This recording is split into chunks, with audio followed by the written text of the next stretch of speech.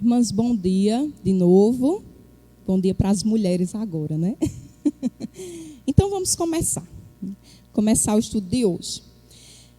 Primeiro, o ofício da mulher, que nós somos auxiliadoras idôneas. Segundo, né, nós somos mulher, né? É muito interessante. Vamos abrir Gênesis, que a gente vai trabalhar muito agora esses textos. Então, Gracinha, foi o que eu disse. A gente imprimiu, mas eu esqueci em casa. Aí eu lhe dou depois, você me procura, tá certo? Porque a gente entregou semana passada, algumas irmãs não puderam vir. Aí eu imprimi para elas, mas aí terminou que ficou em casa. Vamos para o início, né, irmãs, de tudo. Como eu disse, se nós entendermos aqui Gênesis, nós vamos entender toda a Bíblia, né? Principalmente a partir da queda. Tudo o que acontece hoje no mundo. Nós vamos começar. Vamos fazer a leitura do 18, para a gente lembrar o que nós vimos semana passada e ver os detalhes desses próximos versículos. Diz assim, Gênesis 2:18. Disse mais o Senhor Deus, não é bom que o homem esteja só. Far-lhe-ei uma auxiliadora que lhe seja idônea.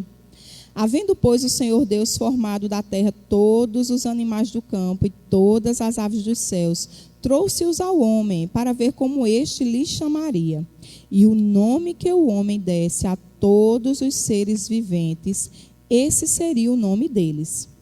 Deu nome o homem a todos os animais domésticos, às aves dos céus e a todos os animais selváticos. Para o homem, todavia, não se achava uma auxiliadora que lhe fosse idônea. Então o Senhor Deus fez cair pesado sono sobre o homem, e este adormeceu, tomou uma de suas costelas e fechou o lugar com carne. E a costela que o Senhor Deus tomara ao homem, transformou-a numa mulher, e lhe a trouxe. E disse o homem, esta afinal é osso dos meus ossos e carne da minha carne. Chamar-se-á varoa, porque do varão foi tomada. Por isso, deixa o homem pai e mãe e se une à sua mulher, tornando-se os dois uma só carne. Ora, um e outro, homem e sua mulher, estavam nus e não se envergonhavam. Né? Então, depois que Deus viu que Adão estava só, né, e fez uma auxiliadora idônea, foi o que Deus fez, né? Deu uma anestesia geral em Adão. Adão dormiu profundamente e ele pegou uma de suas costelas, trabalhou minuciosamente e fez uma mulher. Né? É muito lindo porque quando a gente vê a formação do homem, Deus pegou o pó da terra, formou, né? A gente até brinca, formou um bonequinho e soprou o fôlego de vida. Já a mulher não, já veio de uma matéria já trabalhada, né? Já pronta. Pegou do homem, né? Fez e moldou, edificou. Interessante se você ver no versículo 22, e a costela que o Senhor Deus tomará ao homem, transformou-a. Essa palavra quer dizer edificou. No original, transformou aqui, edificou. Né? Então Deus realmente edificou uma mulher. Imagine um prédio bem bonito, você olha, né? Imagine um prédio que você admira aqui na cidade, né? E teve que ter uma base, uma coisa sólida. E veja como os engenheiros, né, as pessoas que estavam trabalhando, como foi uma coisa bem cuidadosa, né? Bem trabalhada para que esse prédio ficasse bonito. Então imagine mais ou menos isso na nossa criação. Deus fez de forma carinhosa, de forma detalhada. Não foi uma coisa aleatória. Peraí, vou formar uma mulher aqui de qualquer jeito. De forma nenhuma. Né? Então, Deus realmente construiu uma mulher. Ele planejou, edificou de forma minuciosa, cuidadosa, pensada e estudada. Né? E eu acho bonito, depois desse versículo, do 22, que imaginem Adão. Ele estava anestesiado, Deus tirou a costela, né, e formou a mulher. E ele abriu. Quem já fez cirurgia aqui sabe a agonia quando a gente acorda, né? Fica meio atordoado. E Adão ficou atordoado. Mas não foi por causa da anestesia, foi quando ele viu Eva. Ele deve ter ficado encantado, porque eu imagino Eva uma mulher muito bonita, né? Feita pelas próprias mãos de Deus, moldada, trabalhada de forma bem minuciosa, bem detalhada. E ele ficou encantado com Eva, né? Ele ficou tão encantado que ele virou poeta. Esta, afinal, é osso dos meus ossos, carne da minha carne, chamar-se-á varoa, porque do varão foi tomado, né?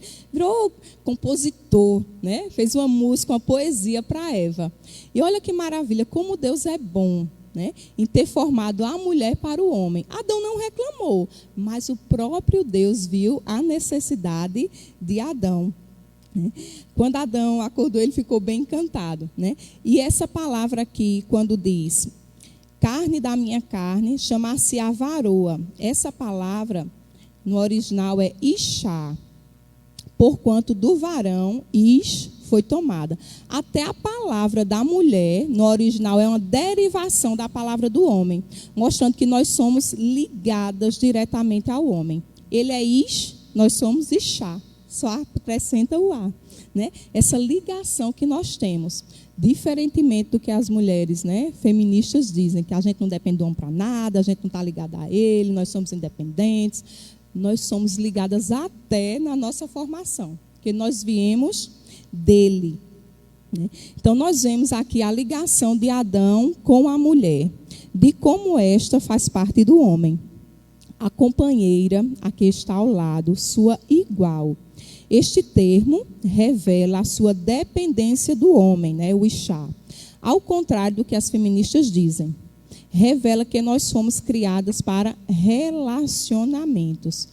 Diferentemente do homem, que ele foi criado do pó da terra, para cultivar, guardar o jardim, nós fomos tiradas do homem, por isso que nós, mulheres, estamos mais ligadas às pessoas. Pode ver, não que o homem não se preocupe com outras pessoas, mas a gente não se preocupa mais. Uma irmã falta, né, a gente vai logo querer saber. Um filho cai, se machuca, a gente vai logo atrás, ou então ele mesmo vem ao nosso encontro. Então, a gente está ligado a relacionamentos, a estarmos ligados à família, às pessoas. Quando o neto nasce, Rose, quem é que vai cuidar? É Dedé?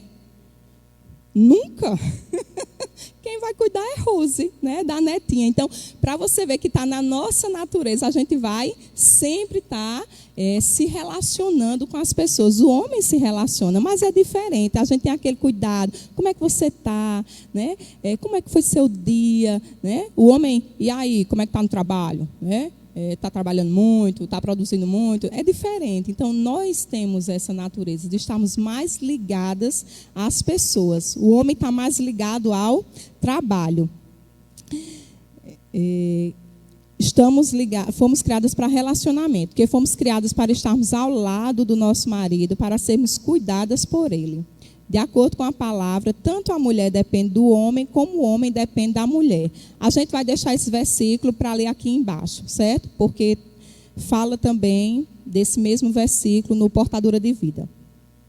A clássica frase de Matthew Henry diz: fomos tiradas da costela para estarmos ligadas, para estarmos ao lado do nosso esposo. Sermos iguais a ele, sob o seu braço para ser protegida e perto do seu coração para ser amada. Né? Nós não fomos tiradas da cabeça para mandar, dos pés para não sermos pisadas. Outra frase. Né? Mas fomos tiradas do lado para sermos protegidas e amadas. Né? Então, deixemos-nos ser protegidas. Não queiramos ser a mulher maravilha que não precisa do homem para nada. Né? Então, nós estamos ligadas ao homem. Né? Ligadas ao homem. Alguma pergunta aqui? Consideração? Podemos passar para outro ponto? Sim? Muito bem. Então, somos essa mulher, essa Ishá, né? Que estamos ligadas ao homem. Mas outro ofício que nós temos é portadora de vida. A gente vai segurar um pouquinho Gênesis 2, vamos lá para Gênesis 3. Eu quis fazer de forma didática para a gente falar dos ofícios, mas depois a gente volta aqui para Gênesis 2. Só para a gente definir os papéis. Depois da queda, que a gente vai trabalhar mais um pouquinho, Deus ainda ele dá uma esperança para a mulher, né? Deus poderia ter dito, olha, você não serviu, Eva, né, para ser auxiliadora idônea. Então, eu vou fazer outra mulher, para que dela venha uma descendência santa. Não, Deus trouxe esperança para Eva. A gente vai ver que ele cobriu as vestes, todas essas coisas. A nudez deles, né? Mas ele trouxe esperança. Quando ele diz aqui no versículo 15, 3,15. Porém, inimizade entre ti e a mulher. Quando ele dá a condenação para a serpente, né? Entre a tua descendência e o seu descendente. Este te ferirá a cabeça e tu lhe ferirás o calcanhar. Eu queria só fazer uma correçãozinha. No material que as irmãs vão receber, já foi corrigido. A gente lê, mas escrever dá trabalho e a gente termina se confundindo.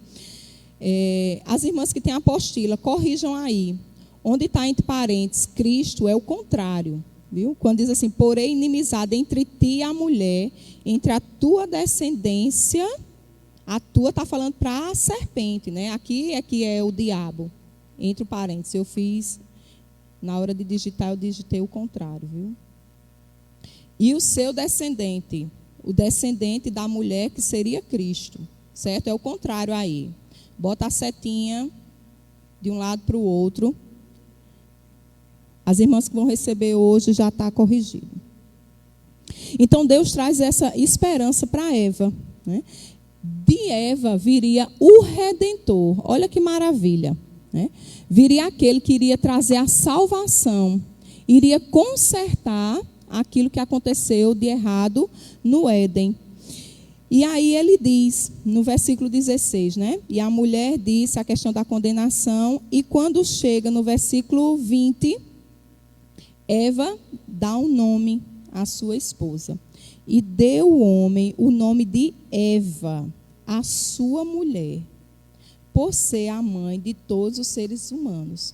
Então, Deus dá a promessa que dela viria uma descendência, né? E esse descendente iria ferir a cabeça da serpente, de forma que Cristo, né, na cruz do Calvário, destruiu as obras do diabo.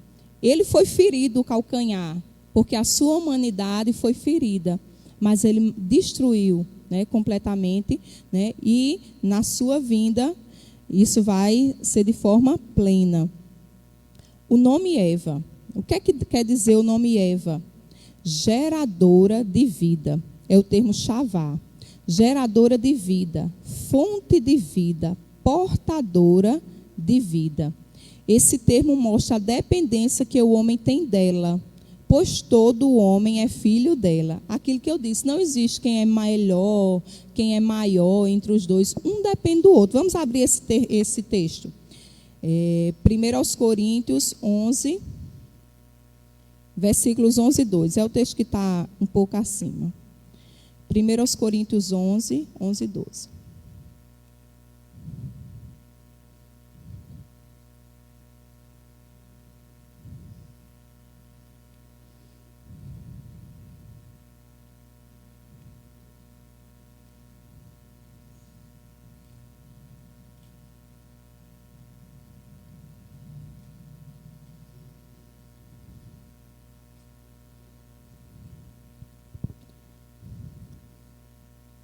Primeiros Coríntios 11, 11 e 12. Diz assim: no Senhor, todavia, nem a mulher é independente do homem. Lembra o termo Ixá, nós estamos ligadas a ele. Nem o homem é independente da mulher. Por quê? Como provém a mulher do homem, lembrando que nós somos criadas para o homem, né? Assim também o homem é nascido de mulher. Sem a gente não tem como nascer nenhum homem, né? Nós somos a portadora de vida. E tudo vem de Deus. Então, tanto Deus criou o homem como a mulher. Um depende do outro. A gente gera homem, né? Mas nós somos criadas também para um homem. Então, tem essa ligação. Mas, além disso, né, sendo Eva a portadora de vida, um dos propósitos do casamento é a geração de filhos, né? Então, a mulher que casa e não quer ter filhos, ele está indo de encontro à sua natureza. Tinha uma professora lá no Colégio Alfredo Dantas, ela não era cristã, mas ela estava noiva, prestes a se casar, e ela dizia lá: eu vou ter filho, ou eu vou casar, mas eu não quero ter filhos. E os próprios colegas faziam críticas, né? Diziam: como é que pode? Você vai casar e não quer ter filho? Se a mãe dela tivesse pensado dessa forma, ela não estava nem ali, né? Como é que a gente vai perpetuar, né, a nossa espécie se a gente não tiver filhos? Então, quando a gente pensa assim, nós estamos indo de encontro à nossa natureza. Porque quem foi que Deus deu o útero? Foi a mulher, que acolhe, que faz desenvolver uma criança, né? Para quem foi que Deus deu glândulas mamárias que produzem leite? Nós, mulheres. Então, a nossa estrutura física, biológica, já mostra que nós fomos criadas para gerar vida, né? Para gerar vida. E quando a gente não pensa assim, né, a gente está pecando, infelizmente. Aí, mais uma vez, volta àquela questão que Francilda disse, né? Não ameis o mundo. Né? Não ameis o mundo, não. Não vos conformeis com o mundo. O secularismo, o mundanismo dentro da igreja. Porque o mundo é que pensa assim. O mundo é que vê assim. Que não quer ter filho, porque filho dá despesa, é problema, é isso, é aquilo, né? Mas para que nós, mulheres crentes, devemos ter filhos, né? Porque da gente é que vai vir uma descendência piedosa, uma descendência que vai propagar a palavra de Deus. Então, nós devemos ter essa visão. Quando a gente tem essa visão que a gente não tem filho para a gente, porque a gente sabe, a Bíblia diz, mas às vezes na prática isso não existe, né? A gente sabe que os filhos são do Senhor, são herança do Senhor, são bênção do Senhor, mas a gente às vezes cria para a gente e não para Deus, né? Ele só emprestou. Aí a gente tem, cuida e vai devolver. Como é que nós estamos devolvendo esses filhos para Deus? Né? Então, a nossa missão é criar não filhos, não ter só filhos, mas filhos que vão abraçar a fé, que vão propagar o evangelho, que vão ter outros filhos que vão fazer isso constantemente. Por isso a necessidade da gente ter filhos, mas também não só nutrir. Porque nutrir a gente já faz, a gente cuida da alimentação, a gente dá de mamar quando nasce, mas é o nutrir espiritual. Certa pessoa disse que nós devemos investir, né, biblicamente nos nossos filhos, como se a salvação deles dependesse de nós. Como? A gente sabe que não depende, depende de Deus, da graça salvadora de Deus. Mas a gente se esmerar de tal forma que os nossos filhos escutem o evangelho, escutem o evangelho, escutem o evangelho, até que um dia Deus, pela ação do Espírito Santo, transforme a vida deles, porque a salvação vem pela palavra. Então, se eu não nutro, não dou esse alimento espiritual, como é que ele vai ser salvo? Então, a necessidade que nós temos de nos empenharmos para vermos nossos filhos também salvos e criarem outros filhos para que também serem salvos. Olha, a gente às vezes tem a visão tão errada da coisa, né, que às vezes você casa, não, tá bom, só um filho. Não estou criticando quem só tem um filho, por favor, certo? Mas olha a visão, os muçulmanos, eles têm cerca de 6, 7 filhos, é a estatística. Nós cristãos, baseado neles, né, temos um, e eles têm 6, 7. Por que eles têm muitos filhos? Porque eles gostam de brincar com as crianças, é? Porque eles querem que a religião deles domine o mundo. Porque é através dos filhos que as coisas vão passando, né? Então, aquilo que ouvimos dos nossos pais, que transmitamos aos nossos filhos, para que eles transmitam aos seus filhos. O Salmo 78 diz isso. Mas se a gente não tiver filho, como é que o evangelho vai ser pregado mais à frente? Imagine um crente para 6 muçulmanos. Eita, é desvantagem, não é não? Ele lá, ferrenho, né, ensinando o islamismo, e a gente com um só para pregar o evangelho de Cristo. Por isso que a gente tem que ter filho. Simone Quaresma disse: irmãs, tenham filhos, vocês podem ter filhos, tenham filhos, porque a palavra de Deus precisa ser pregada, né? É o que a gente chama do crescimento orgânico da igreja. Os próprios crentes geram discípulos, os próprios crentes geram outros crentes, né? Infelizmente, o feminismo, mais uma vez, vem influenciando a mente das mulheres cristãs, fazendo-as não quererem mais filhos. Aí na quarta folhinha, viu, gente? Ou ter o mínimo possível, pois aprisiona, interfere na carreira, é despesa. Esse tem sido um dos maiores erros do casal cristão. Mas aí você pode dizer: ô Islene, mas eu não tenho filho, eu sou solteira, né? Ou meus filhos já cresceram, já têm as famílias deles, né? E aí eu não estou mais ligada diretamente a eles, né? Então não vou ser mais portadora de vida. Vai continuar sendo portadora de vida, né? Vamos criar filhos espirituais, né? Ensine aos netos, ensine aos sobrinhos, né? Ensine às moças da igreja. Quantas pessoas nós temos para ensinar? Dos nossos atributos, digamos assim, é a gente ensinar as mais jovens, né? Quando Paulo escreve a Tito, ele diz: olha, Timóteo, ensina as mulheres idosas, as mulheres mais velhas, mais experientes, para que estas ensinem as mais novas.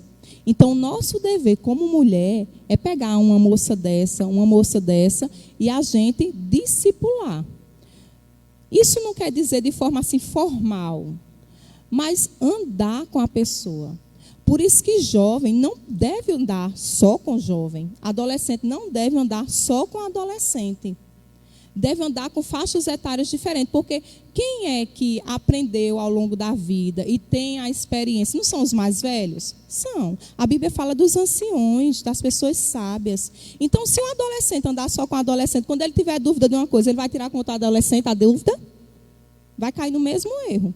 Não foi isso que aconteceu com Roboão? Roboão, o nome do filho de Salomão, né? Ele, em vez de tomar as orientações dos sábios, dos anciões, para saber como conduzir o reino que o pai passou para ele, ele foi tomar conselho com quem? Com os da mesma faixa etária dele. E aí pronto. Até hoje o negócio nunca se resolveu. Por isso que nós mais velhas, né, devemos andar com as mais jovens, para que a gente possa orientá-las, né? Para que a gente possa aconselhar, para que a gente possa mostrar, porque muitas coisas que elas passam hoje, foi coisas que a gente já passou. E às vezes a gente fez, viu que não deu certo, ou então que não fez, né? Foi bem orientado, e aí a gente pode instruir, pode orientar. Por isso que a gente, né? Se cada mulher mais velha pegasse uma mais nova, olha que maravilha. As pobrezinhas não iam ficar perdidas, né? Meu Deus, o que é que eu faço, né, nessa situação? Então, elas iam ter uma orientação. Mas, para isso, a gente tem que estar com a palavra no nosso coração, né? Como o Deuteronômio diz, né? Ouve, ó Israel, o Senhor teu Deus, né? Amarás o Senhor teu Deus de todo o teu coração, de toda a tua alma, de todo o teu entendimento. As palavras que hoje eu tenho dito estarão no teu coração. Tu as inculcarás. Então, eu só posso inculcar, colocar na mente dos meus filhos ou das mulheres mais jovens, se eu tiver no meu coração, se eu tiver essa palavra. Por isso a nossa responsabilidade de estarmos estudando, irmãs. Agora, dá trabalho. Não é muito mais fácil eu ler um versículo bíblico do que eu ler um trecho todo, estudar, analisar, não é? Me lembro de Josi Plessis, que foi uma das palestrantes de um dos nossos encontros. Ela disse isso. Às vezes a gente se alimenta do pouquinho, da água com açúcar. Porque é mais fácil você ver um versículozinho, não que não seja bom, isso é excelente. Você lê o versículozinho lá no grupo, leu, pronto, esse é o meu versículo do dia. Isso é muito mais fácil, não é? Você lê um trechozinho de uma pregação e dizer, pronto, já estou edificada. Mas você estudar, ler, memorizar, analisar, contexto, tudo dá trabalho. E às vezes a gente não quer, né? Mas a gente precisa fazer isso, para a gente ter um embasamento, tanto para viver o Evangelho, como para a gente ensinar as outras pessoas. Então, nós podemos ter e gerar filhos espirituais, né? Ensinando-lhes a palavra de Deus, que é a fonte da vida. né? E não só isso, né? A gente manter o nosso lar de forma que a gente produza vida ali, com as nossas palavras, o nosso comportamento, deixar um lar harmonioso, agradável, né? Para que os nossos filhos, nossos esposos ou pessoas que nos visitam se sintam acolhidas, se sintam bem, né? No nosso meio. Veja que aquele ambiente tenha vida. Você pode observar, quem aqui já perdeu a mãe, eu fazia muito tempo que eu ia na minha casa, e eu fui mês passado, na casa que era da minha mãe. Está do mesmo jeito. Do jeito que ela deixou, minha irmã mora lá, do jeito que ela deixou estar a casa. Até os portas-retratos, no mesmo lugar. Do jeito que ela gostava. Minha irmã nunca teve coragem de tirar do lugar, nunca teve coragem de mexer. Mas a casa não tem vida. A sensação que eu tenho quando eu chego lá é... Sabe aquela cidade do faroeste? Pronto, é a sensação que eu tenho. Perdeu o brilho, perdeu a vida, sabe? E é assim, porque nós, quando somos, de acordo com a palavra de Deus, a gente dá vida, dá brilho a um ambiente. Um ambiente que tem mulher, tudo modifica, não é?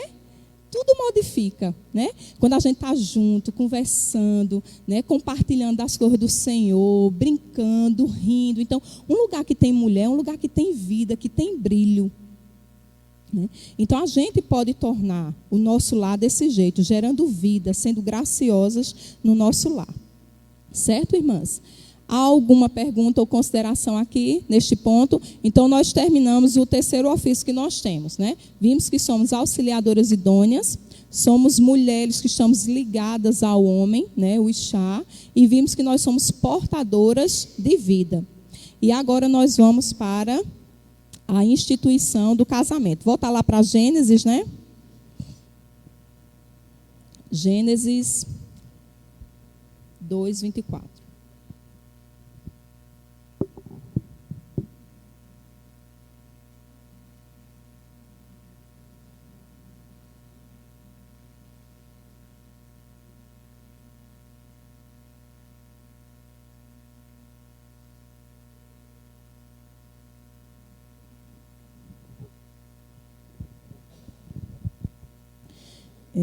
Na continuação aqui, por isso deixa o homem, pai e mãe, e se une à sua mulher, tornando-se os dois uma só carne. Tem uma feminista, Gloria Steinem, que ela disse assim: o instinto feminino pelo jogo de azar é completamente satisfeito através do casamento. Se a gente tem um desejo para o jogo de azar, casemos. Porque vai dar certinho, porque o casamento para ela é o quê? Um jogo de azar. A forma mais garantida de ficar só é se casando. Ela disse. Olha o que está na mente das pessoas do mundo acerca do casamento. Totalmente contrário ao que Deus diz, né? Por isso deixa o homem, pai e mãe, e se une à sua mulher, tornando-se os dois uma só carne. Irmãs, o casamento para Deus é uma coisa tão sublime, tão importante, que é a representação de Cristo com a sua igreja. A Bíblia começa com o casamento, Adão e Eva, antes do pecado, não foi pós-pecado, antes do pecado, né, os dois santos casaram, né? E a Bíblia termina com o casamento. Se for lá para Apocalipse capítulo 19, você vai ver as bodas do Cordeiro, né? Cristo se casando com a sua noiva, somos nós, né? A igreja de Cristo. Então, começa com o casamento e termina com o casamento. De forma que o casamento entre homem e mulher não é só uma assinatura de papel ali no civil. É a ligação, é a união. O termo que diz aqui, ó, por isso deixa homem, pai e mãe, e se une à sua mulher, e se une, é cimentar. As irmãs que já viram aqui, construção, sabe o que é que um cimento faz, né? Dá trabalho para a gente quebrar uma coisa que cimentou. E quando destrói, né, tem as consequências disso. É a palavra cimentar. Deus uniu, cimentou homem e mulher. De forma que o casamento, no propósito de Deus, não é para ser quebrado. É para ser para sempre, né? Homem e mulher, né? Juntos, unidos para sempre. Então, ele aponta o casamento de Adão e Eva, né, aponta para um casamento superior, um casamento espiritual, que é o casamento entre Cristo e a igreja. E eu acho muito bonito. Eu ouvi numa palestra sobre esse versículo, e a irmã disse assim: homem vai deixar pai e mãe. Adão nem tinha homem, ou nem tinha pai, nem tinha mãe, né? Mas Moisés registrou aqui: por isso deixa o homem pai e mãe. Porque aqui se estabeleceu o princípio do homem tomar a iniciativa.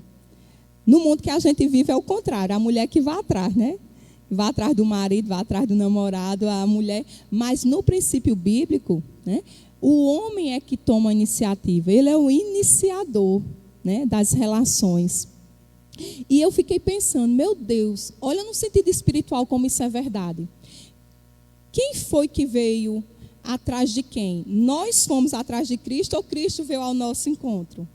Quem começou a relação do casamento entre Cristo e a igreja? Cristo, ele que veio a mim.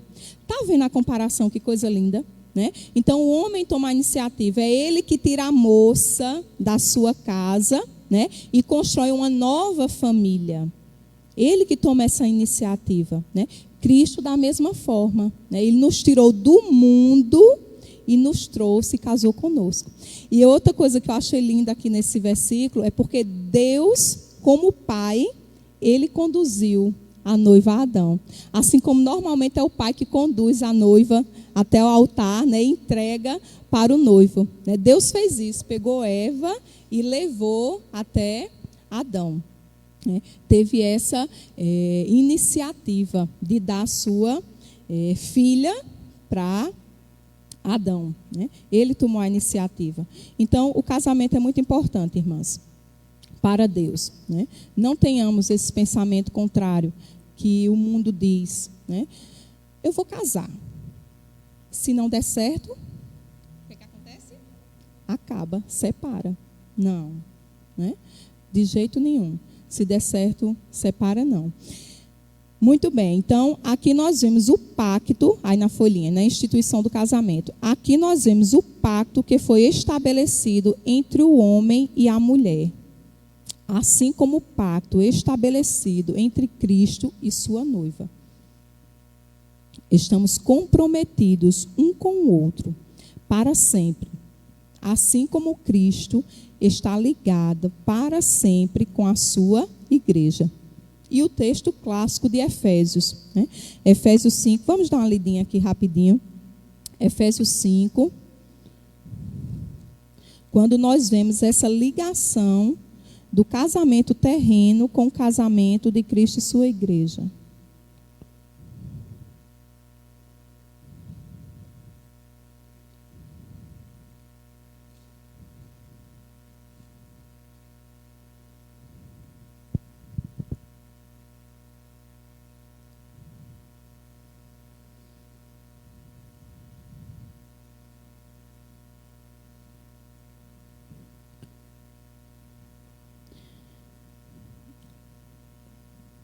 Maridos, amai vossa mulher, como também Cristo amou a igreja, e a si mesmo se entregou por ela. Então, o homem, como líder, como cabeça, que o pastor está ensinando ali atrás aos homens, né, ele deve representar Cristo. E Cristo ama, cuida, lidera a sua igreja, né, e esse amor deve ser ao ponto de se entregar por ela, né, o amor sacrificial. Para que a santificasse, tendo-a purificado por meio da lavagem de água pela palavra. Versículo 27. Para apresentar a si mesmo igreja gloriosa, sem mácula, nem ruga, nem coisa semelhante, porém santa e sem defeito. Assim também os maridos devem amar a sua mulher como ao próprio corpo. Quem ama a esposa, a si mesmo se ama.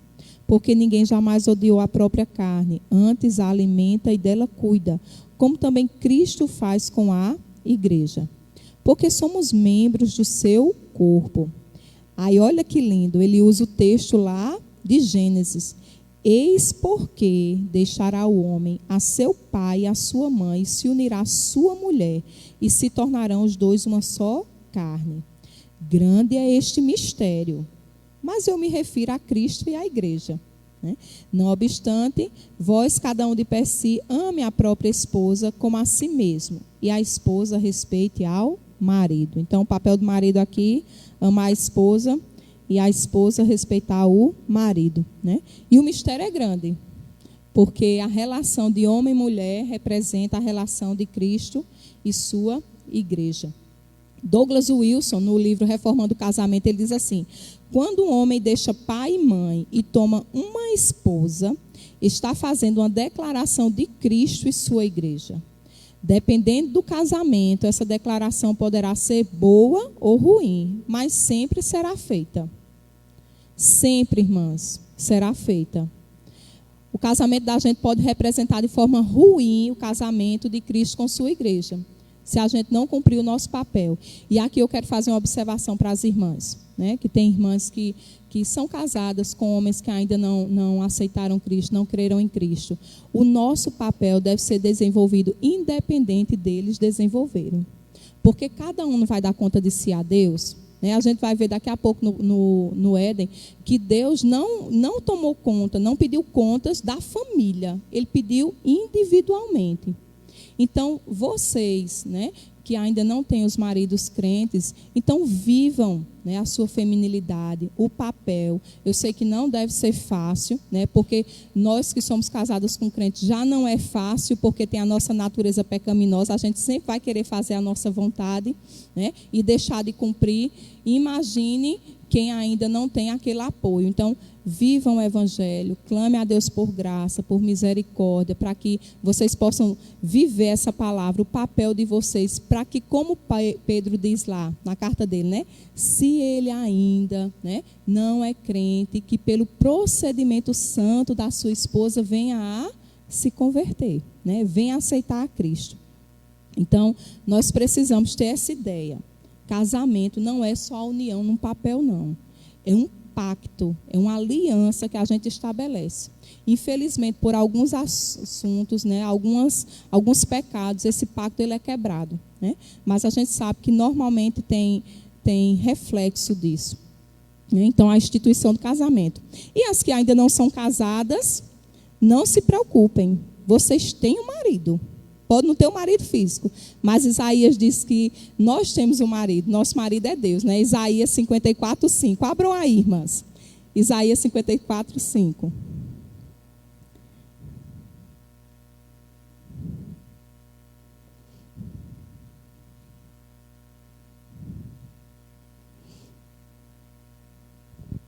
Isaías 54:5. Ninguém aqui é solteira. Todo mundo já é casada. Viu, dona Conceição? A senhora é casada. Porque o teu Criador, Isaías 54:5, porque o teu Criador é o teu marido. Olha que coisa linda. O nosso Criador, o nosso Pai é o nosso marido. Todas nós somos casadas. Ela gostou da história, não foi? Todos nós somos casadas. Nós temos um marido. O Senhor dos Exércitos é o seu nome, e o Santo de Israel é o teu Redentor. Ele é chamado o Deus de toda a terra. Então, nós devemos ser fiéis a esse marido que nós temos. A gente não pode, de jeito nenhum, adulterar. Nós devemos ser fiéis a esse marido. De sorte que as solteiras não devem viver só para si. Tem que viver para o Senhor. Oi? Esse daqui é o perfeito, é o marido perfeito. Ele jamais, isso é ótimo, foi ótimo, Francisco, você falar isso. Porque esse daqui jamais vai nos desapontar, jamais vai nos entristecer, né? Jamais vai nos deixar. Por quê? Né? Ele é o Redentor, chamado Deus de toda a terra, né? O Senhor dos Exércitos, que é fiel, que é companheiro, que é presente.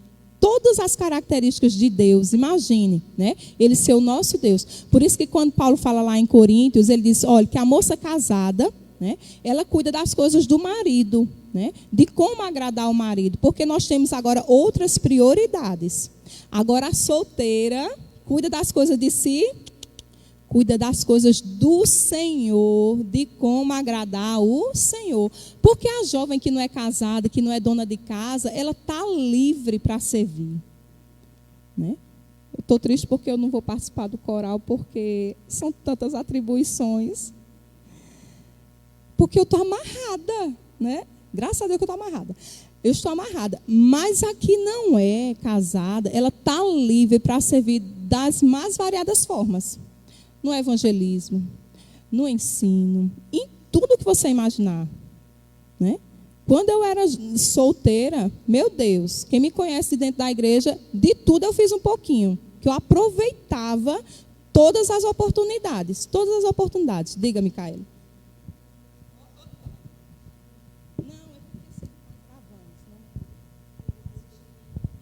Eliane estava domingo no Rio de Janeiro assistindo e não pôde ouvir o que você falou, o que Francilda falou.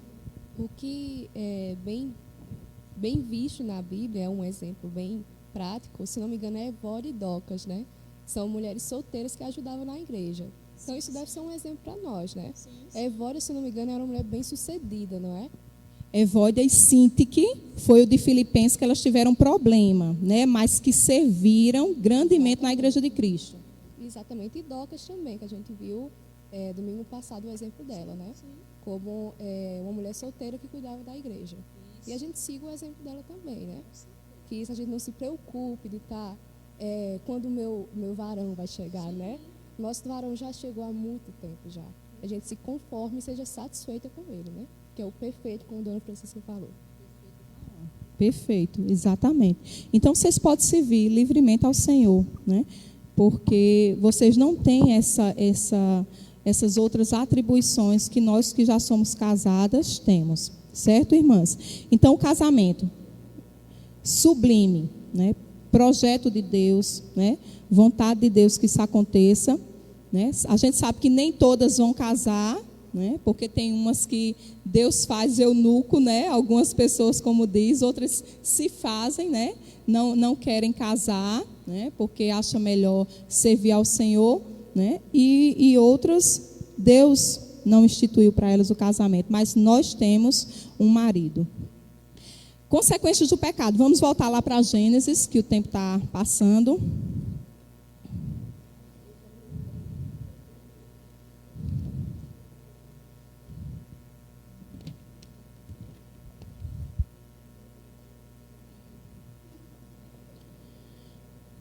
Então Deus criou tudo de forma maravilhosa. Criou a mulher para o homem, levou a mulher ao homem, eles se uniram, né, no laço matrimonial aqui.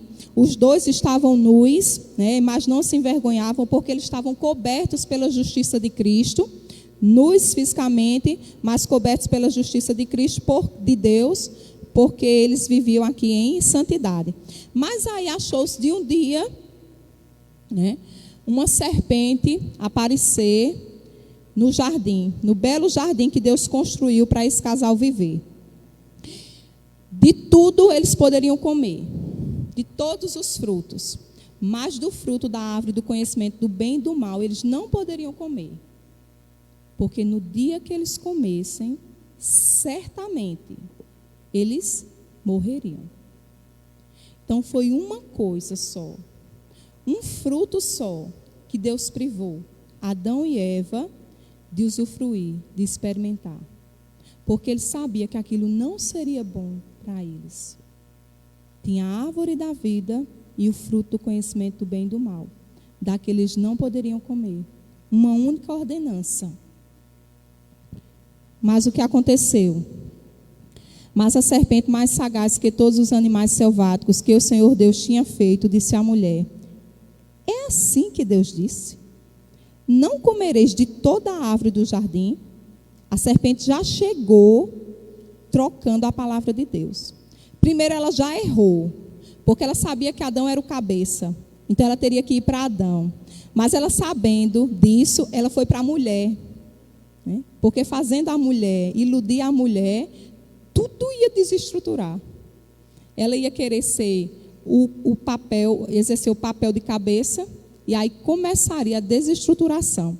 Então ela foi para a mulher, no lugar de ir para Adão.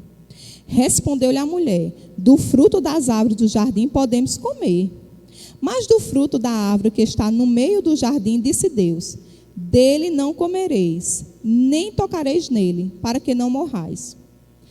Primeira coisa aqui. Stephanie, tu lembra que uma vez tu perguntou? Os animais falavam, a gente não tem registro de animal falando na Bíblia. E a serpente falou. Eva não se tocou que estava conversando com o animal. O que é que ela deveria ter feito?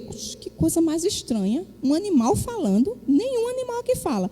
Ô Adão, vem cá. Essa serpente está falando comigo. Ela deveria ter chamado o marido dela. Mas não, ela começou a conversar com a serpente. E aí a serpente começou a iludi-la. Porque o pecado começa assim, a mentira. E a gente vai trabalhar muito isso no livro. A mentira começa assim, a gente dá ouvidos. Daqui a pouco a gente acredita. Daqui a pouco está vivendo a mentira. É assim. Eva estava tão já influenciada pela serpente que ela alterou uma coisa que Deus não tinha dito. Olha o versículo 3, irmãs. Isso é muito importante a gente saber. Mas do fruto da árvore que está no meio do jardim, disse Deus, dele não comereis, nem tocareis nele. Deus não disse para não tocar. Deus só disse não coma. Ele não disse para tocar, ele disse não coma. Ela começou já a alterar as coisas, a acrescentar coisas. Acrescentar coisas. Então a serpente disse à mulher, é certo que não morrereis. Ela fez de Deus o quê? Mentiroso. Fez Eva duvidar da palavra de Deus. E é assim que o pecado faz, irmãs. Porque Deus sabe que no dia em que dele comerdes, se vos abrirão os olhos, e como Deus, sereis conhecedores do bem e do mal. Vendo a mulher que a árvore era boa para se comer, agradável aos olhos. Primeiro era boa para comer, agradável aos olhos, deveria ser um fruto muito bonito, né? E o pecado ele não vem como coisa feia. E árvore desejável para dar entendimento, ó, aqui ela ia ser top, né? Entendimento. Tomou-lhe do fruto e comeu, e deu também ao seu marido e ele comeu. A ideia aqui é que Adão estava perto dela, estava próximo. Ele não estava do outro lado do rio, né? Caçando, pescando, não, ele estava próximo dela, ele viu, os teólogos eles têm unidade nesse pensamento, ele estava próximo dela, nem ela chamou Adão para tomar partido, nem ele tomou partido por ela. Ei, o que é que você está fazendo aí conversando com minha esposa? Diga, resolva comigo. Não é assim que o marido deve fazer? Tomar as dores da gente, tomar partido? Resolva comigo. Está todo mundo rindo, né? Mas eles vão aprender, o pastor está ensinando. Resolva comigo. É comigo que você tem que resolver. Diga, eu sou o cabeça, eu sou o líder dela. Mas não. Nem ela se submeteu, nem ele agiu com liderança. Olha só, irmãos, quando os papéis não são cumpridos. Né? E aí Eva ela ficou encantada, né, pela palavra da serpente, né? Os olhos, né? Agradável aos olhos, boa para comer, né? E desejável para dar entendimento. Comeu e deu ao marido. Abriram-se então os olhos de ambos e percebendo que estavam nus, coseram folhas de figueira e fizeram cintas para si. Eles providenciaram, né, a própria salvação deles. A gente está nu. E agora? Vamos fazer uma roupinha aqui de folha? Mas nossas obras não nos salvam. Não nos salvam. Eles quiseram cobrir o pecado deles com as próprias mãos. E isso não dá certo, irmãos. Quando ouviram a voz do Senhor Deus, que andava no jardim pela viração do dia, esconderam-se da presença do Senhor Deus, o homem e sua mulher, por entre as árvores do jardim. Primeira coisa que o pecado faz, fazer a gente se esconder de Deus. Quem tem filho sabe o que é isso. Quando o menino faz a coisa errada e a gente diz, foi você, o que é que ele diz? Foi, mamãe, desculpa, é assim? Foi não, fui eu não. Né? Ele se esconde, porque ele sabe que não é para fazer aquilo e ele vai se esconder. E chamou o Senhor Deus, olha só aqui, Deus chama cada um para prestar conta. Quem foi que comeu primeiro? Quem, gente? Mas Deus chamou primeiro quem? Adão. Por quê? Líder, cabeça, o sacerdote do lar. Então Deus chama, porque a responsabilidade era dele, porque com certeza ele já tinha dito para Eva, Deus falou para ele, não coma, e ele passou para Eva. Então a responsabilidade era dele de cuidar dela, e ele não teve esse cuidado, né? Chamou Adão, chamou o homem e lhe perguntou: onde estás? Deus sabia, lógico, Deus é onisciente, nós estamos estudando isso na escola dominical, mas Deus queria chamar o homem à responsabilidade. Ele respondeu: ouvi a tua voz no jardim, e porque estava nu, tive medo. Olha o pecado causando medo na gente da condenação de Deus. E me escondi. Perguntou-lhe Deus: quem te fez saber que estavas nu? Comeste da árvore de que te ordenei que não comeste? Então, disse o homem: eita, olha só. Aqui começou a guerra dos sexos. Esta, afinal, é osso dos meus ossos, carne da minha carne. Chamar-se-á varão, porque do varão foi formado. Ficou encantado, virou poeta. Aí o que é que ele diz agora? Foi a mulher que o Senhor me deu. Eu estava aqui quieto, sozinho, mas foi o Senhor. A culpa é do Senhor, né? Olha só como ele desprezou a esposa, como ele humilhou Eva, né? Como ele não assumiu a responsabilidade. Tem um livro que é Futuros Homens, que é da série de família de Douglas Wilson. A primeira característica que nós mulheres, mães que temos filhos homens, é ensiná-los a assumir a culpa. Foi o que Adão não fez, é a primeira característica. Ensine seu filho a assumir a culpa. Naturalmente.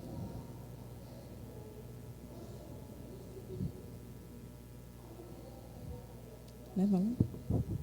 Espera aí, Francilda. Rapidinho, vai passando aí. Não é melhor levar, não? Daqui que chega lá.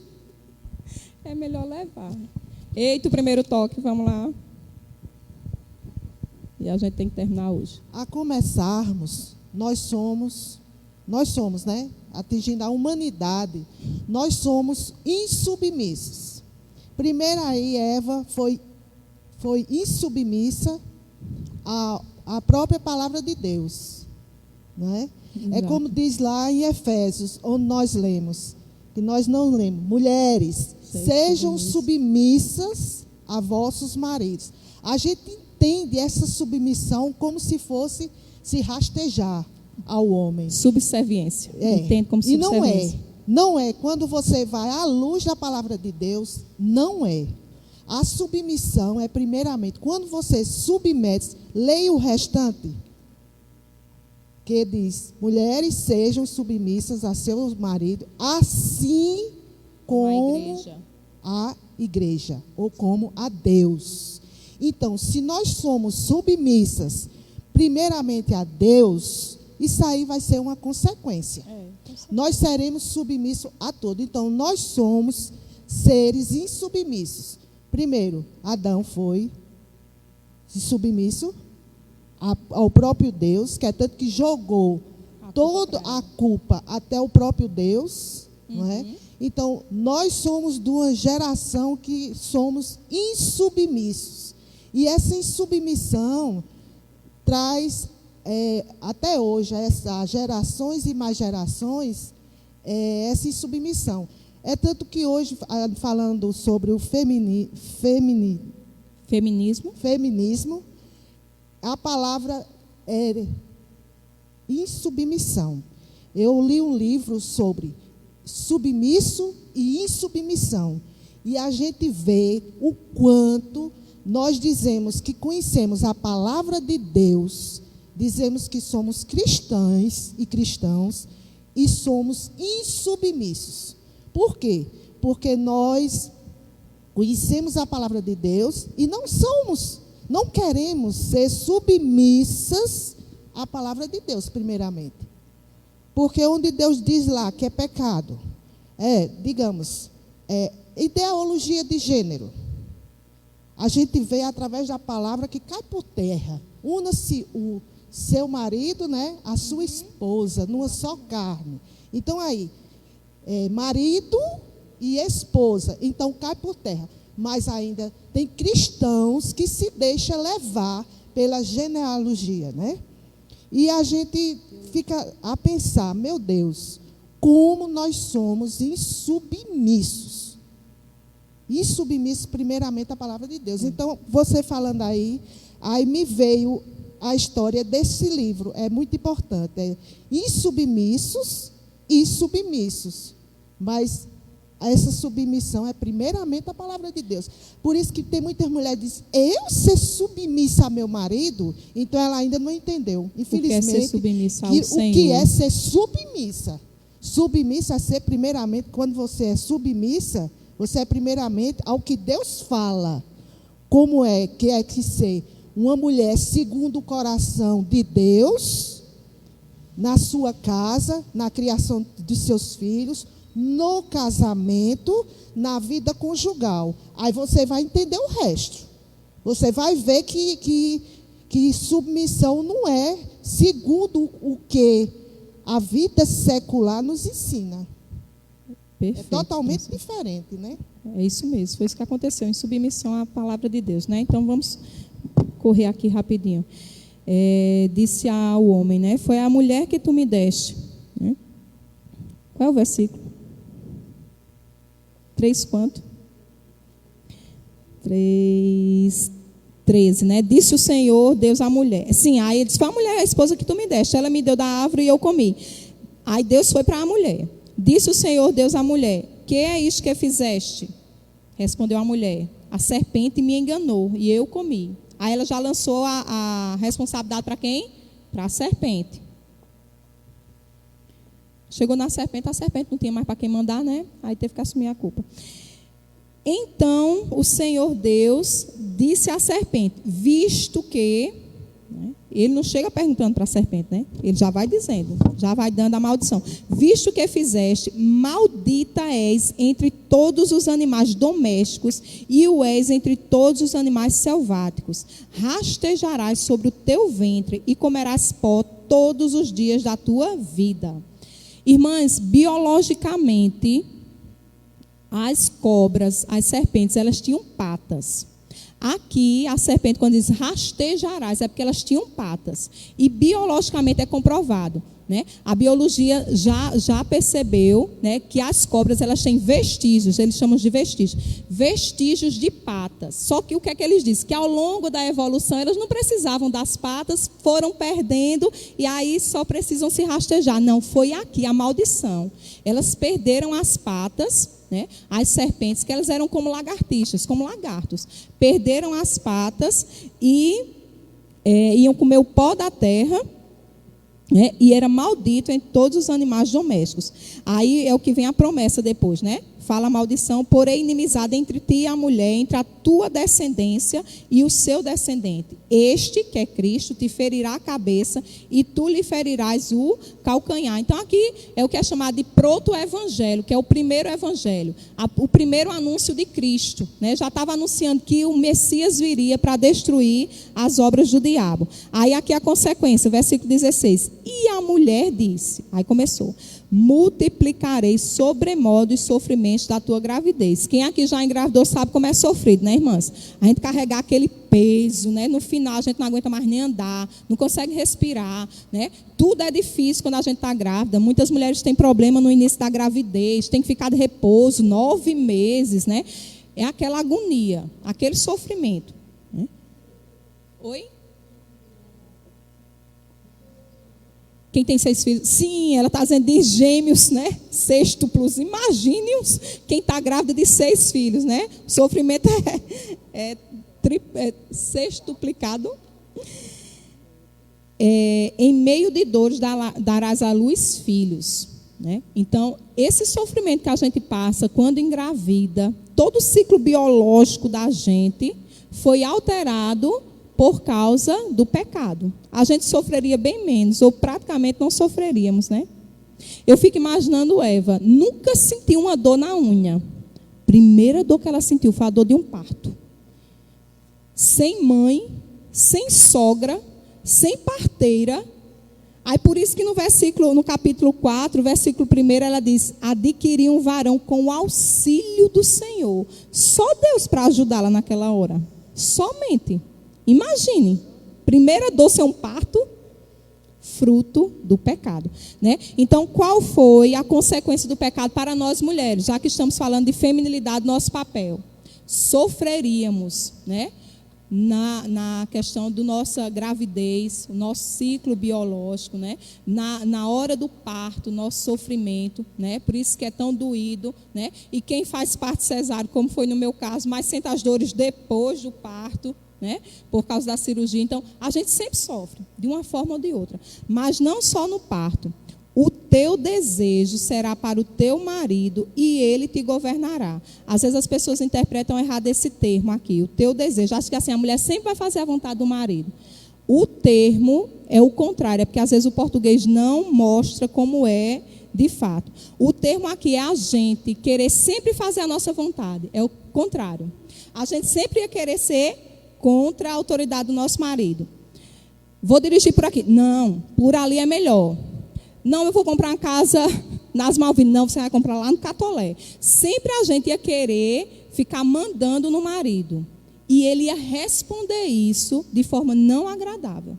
Porque ele não vai querer que a gente tome partido. Adão fez o contrário, deixou Eva mandar, né? Aqui ia ser o contrário. A briga, né?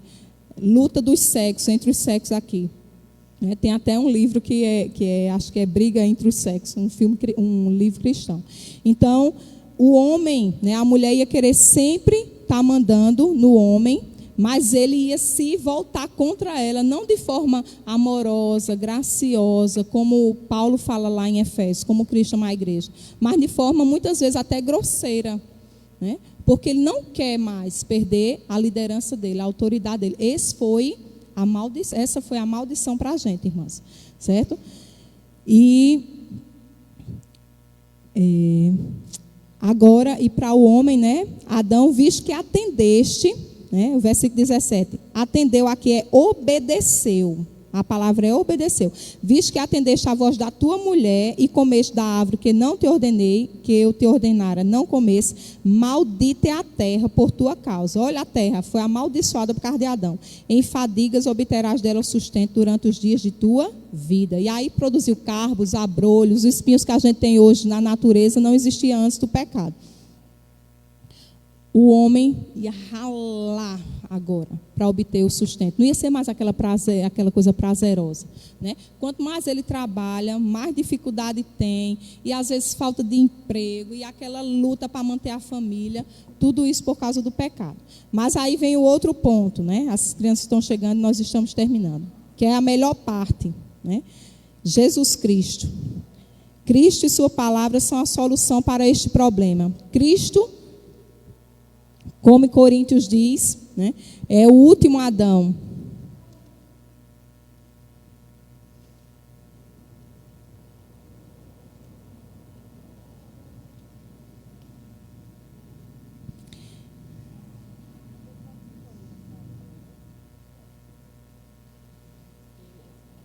Elas combinaram para vir tudo de uma vez, não foi?